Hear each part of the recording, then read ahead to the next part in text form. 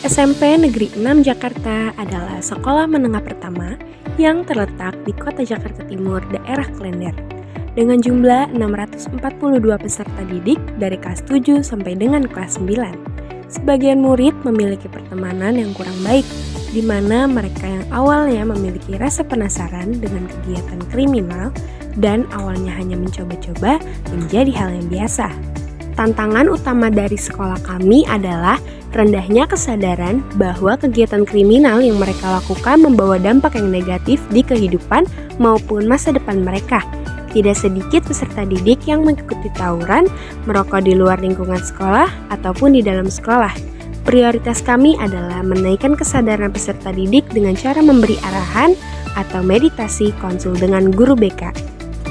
Menurut pendapat saya, bagaimana cara mencegah agar anak-anak murid tidak terjerumus dari tawuran? Yang pertama, memperbanyak kegiatan-kegiatan positif di sekolah seperti membaca Al-Quran, sholat Jumat, dan lain-lain. Yang kedua, menyadarkan anak-anak murid seberapa penting sih bahaya tawuran itu. Terus yang ketiga, ada melaporkan kegiatan-kegiatan yang akan menuju tawuran. Seperti kalau misalkan rencana tawuran, kalau misalkan kita sudah tahu, seharusnya kita melaporkan. Mengapa sih sering terjadi tawuran di sekolah ini? Yang pertama itu dari pergaulan anak-anak murid di sekolah ini. Yang kedua, di sini juga pernah terjadi tawuran dan anak-anaknya itu tidak kapok lagi, bahkan mereka lebih parah. Yang ketiga, di lingkungan sekitar sekolah ini banyak tongkrongan-tongkrongan yang menuju arah negatif, yaitu seperti tawuran dan lain-lain. Sebelum saya mengusulkan tindakan saya, sedikit saya ceritakan. Di sekolah ini pernah terjadi kasus siswa yang bernama Kiandra. Ia terlibat kasus tawuran dengan pihak kepolisian. Setelah ia ditangkap oleh pihak kepolisian, ia diskorsing sama sekolah selama 2 minggu. Dan setelah masa skorsingnya habis, ia diperbolehkan kembali ke sekolah, tetapi dengan 2 syarat.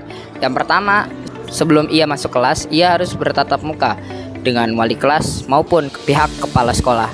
Yang kedua, sebelum ia pulang, ia harus bertatap muka dengan pihak kepala sekolah maupun dengan wali kelasnya.